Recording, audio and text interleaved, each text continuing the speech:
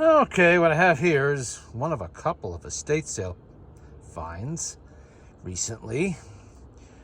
Most of you familiar with Victrolas will recognize this as a Victrola VI. This particular Victrola VI was made in 1915. That was the first year that the Victrola IX, well, the Victrola the ninth, got those feet, as you see there, the legs, little legs anyway. Before that, it was just a flat bottom, going back to 1911.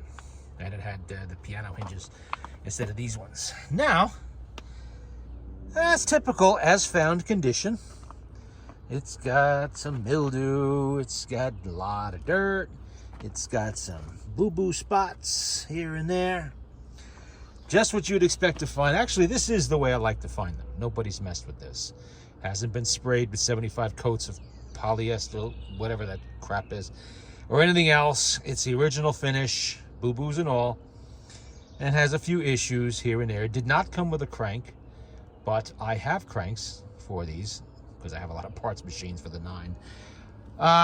It is mahogany. This is red mahogany, which is pretty common for 1915. Later on, I get a lot of, darker ones by 1919, 1920, 21. They start getting very dark finishes, were popular. Even in the oak. And everything seems to be there. It's got the little loose knob, but it's got the knobs. Oh, yeah. Wow, we got some mildew in there, but you know what?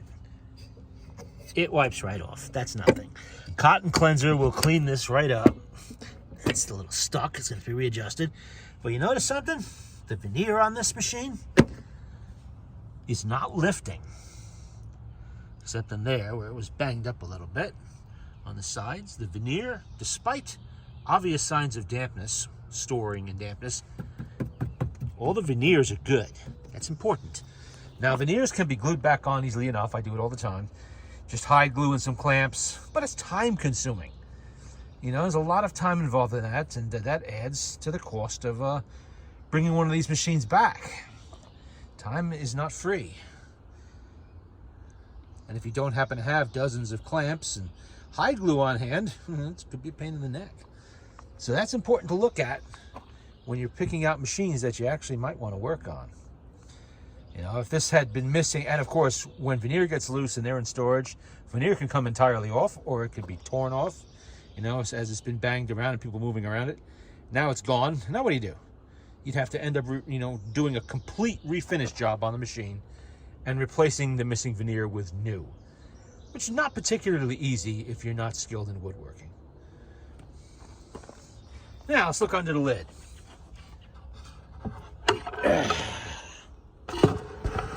Yeah, there we go, under the lid. This is one of the reasons why the machine was not particularly expensive. However, this was not a torn off lid. It just simply, the screw holes got a little bit worn out and it was taken off, or it loosened entirely from the hinge. The hinge is there, it's not bent or broken. Everything is intact under here. It has the needle cup. I took the motorboard screws off when I moved it. The knob had fallen off, but it is still there, and the screw is probably somewhere inside the cabinet. This being 1915, had the exhibition reproducer. Wow, that's a little stiff. As you can see, yeah, it needs a little work. Overall, it looks to be in good shape. The diaphragm is dirty, but it's there. Needle bar's there. It's not destroyed. The gasket would have to be replaced anyway. This is rubber. This is what happens to rubber when it's over 100 years old. Yeah, it turns rock solid and warps like that. So that has to be replaced. That gasket is available from the parts sellers. Yes, it's $19, but it is available. So that's not a big deal. Being in 1915, this still has the skinny tone arm. And what's the number on this one? Can anybody read that?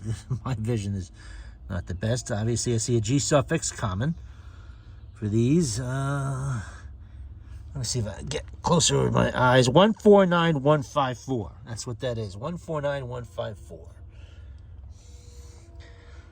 That's got to be cleaned up a little bit.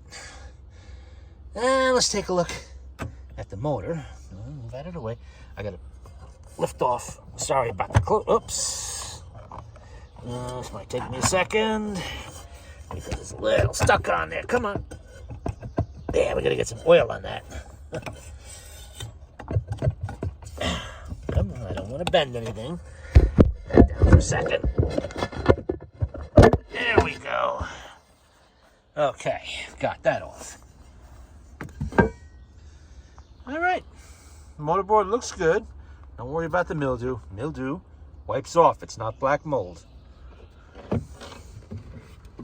Ah, the supervisor is here. Yeah.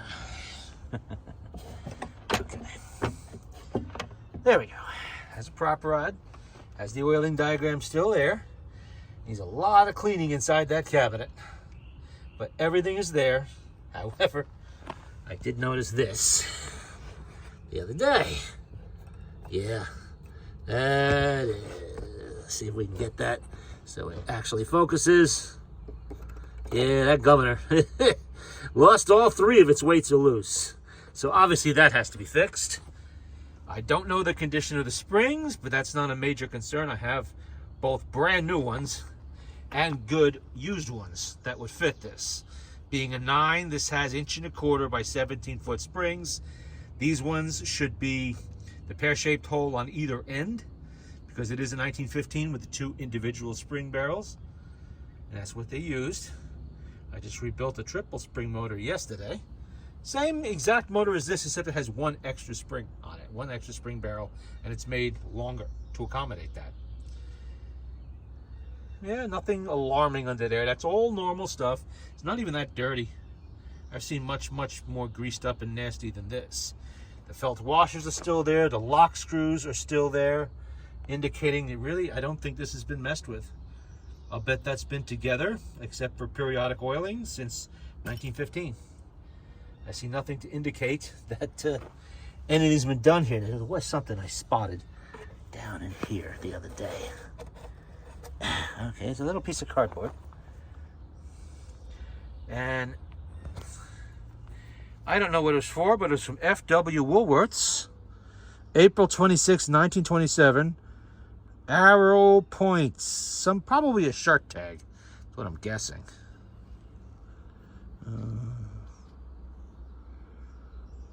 Don't know.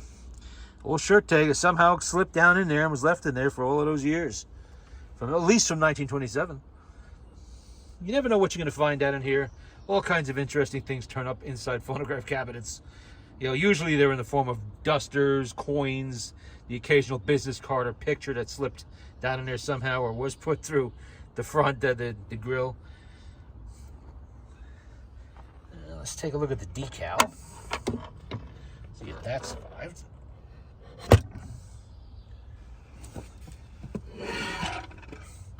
Under the lid, of course, is really nice. That's what the original finish looked like in 1915. They don't look like that now, but then there we go, with the decal is there. And you can see the holes. They're not torn. They just loosened. And that's common. Really easy to fix. That's nothing. You fix that with a matchstick and some glue. Shove the matchstick in the hole with some Elmer's wood glue. Let it dry. And just screw back in. You got new material to screw into. So all it takes to tighten them up. And everything, and the screws actually were in here.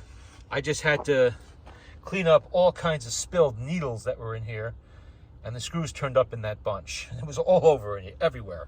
Just hundreds of spilled needles. It must have the cap was off the needle cup, and it had spilled everywhere. But another 9. You know, I wasn't gonna acquire any more of these right now, but the price was right. And it was part of 2 actually that I got yesterday, not 9s. The other one is a Columbia. I'm going to show that in another video. But this is typical of how they look when you find them in the wild. You know, be suspicious if you come across one at a flea market. It looks really clean. We have 2 supervisors now. Look at this. If you come across one that looks real clean, but you notice that the gaskets in the reproducer are all shriveled and cracked, what that is this machine that somebody's gone over with some pledge or something and cleaned it up and stuck it on the table, and maybe it turns, maybe it doesn't, and they're going to tell you that, oh, it works great, it's fine, you know, but meanwhile the sound is horrible. And you know, I actually saw a few like that recently with $200 and $300 price tags on them. And yeah, we call that a flea market rebuild. Now what this is going to need is a total cabinet cleaning, not refinishing, a cleaning. That means scrubbing it with cotton cleanser gently to lift the dirt out of the wood. Does a great job of that without disturbing the original finish. Then it's going to get some wood feeder for the patches that have gotten a little dry, and that also helps blend in the boo-boo spots. And then some nice beeswax furniture polish, and the cabinet will look very presentable. And of course, the mechanical side of things. The motor has to come out. It has to be completely disassembled. It has to be totally clean. And yes, that does include removing the tiny ball bearings from the governor bearing caps. That's important. They have to come out to be cleaned or replaced if they're worn. Springs examined. If they're in bad shape, they need to be replaced, either with a good used set.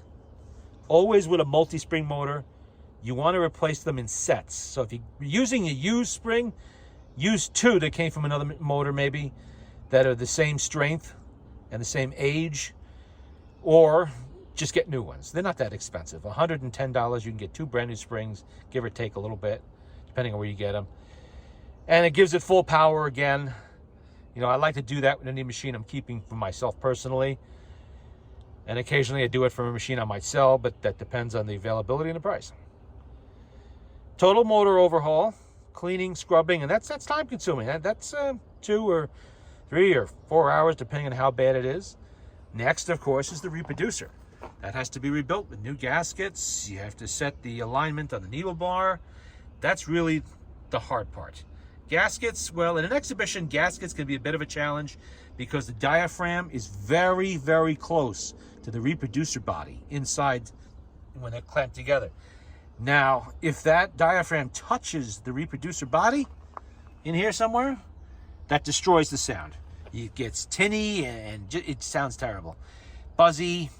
So what you have to do is very carefully space it. I use pieces of a cut-up business card stuck around the edge and a dab, just tiny bit, of clear nail polish around the inside of the gasket to hold the diaphragm in place. Once that's dry, I take out the little shims. Now it's spaced. It's not touching, I know, because it's shimmed, it's not touching the reproducer body. And we're good to go. Once it's clamped back together, then we have the needle bar. The way these things work is the needle, when it's in there, has to be aligned 90 degrees perfect with the side of the reproducer here. If it's canted off to the side either way, and they usually are, you have to do some very careful bending and straightening of the needle bar until the alignment is perfect. When it's just barely touching on this little foot that goes on a diaphragm, you don't screw that thing down until you've got the alignment perfect.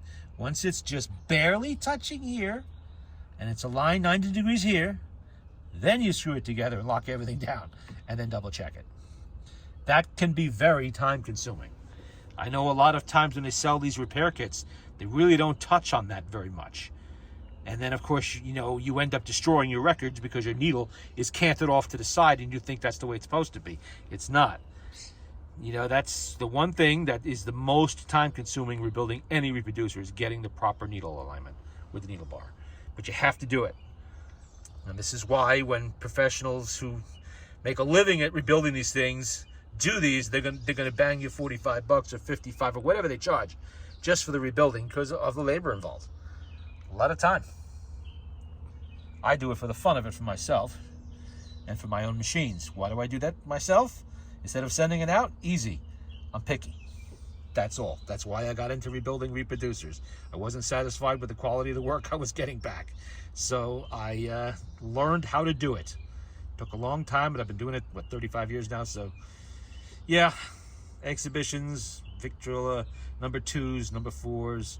I don't do the orthophonics simply because I don't play with those machines.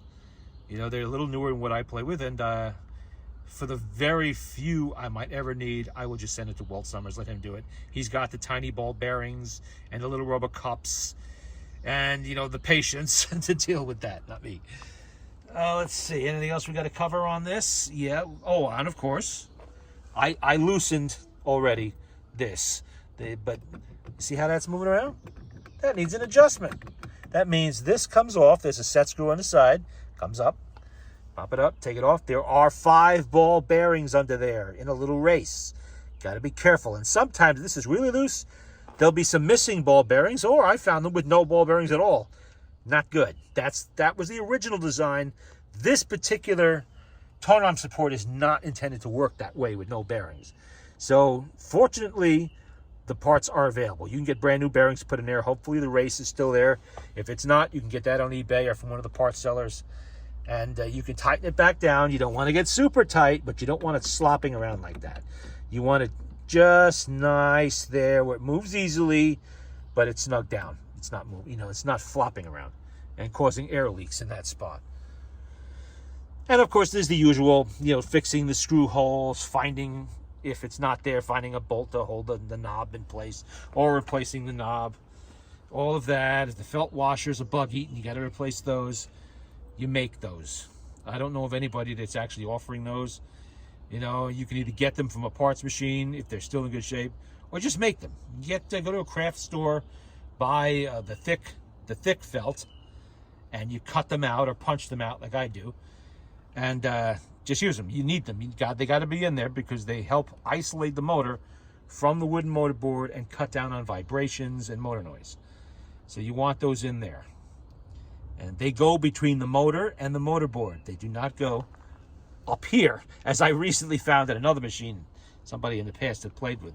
They put them on the wrong side, so I corrected that little problem. All right, that covers this particular Victor-IX. Estate sale find. I don't find a lot of these or any phonographs at estate sales, really. This is kind of a fluke. I usually find them at flea markets. They're much more common there. And they're usually overpriced at flea markets. This estate sale was being run by somebody motivated to get stuff out the door. They started with the usual, trying to charge me a fortune. I'm not going to tell you how much because I am going to sell this machine. Start charging me a fortune, and then finally got down to a price I would pay. But there you go.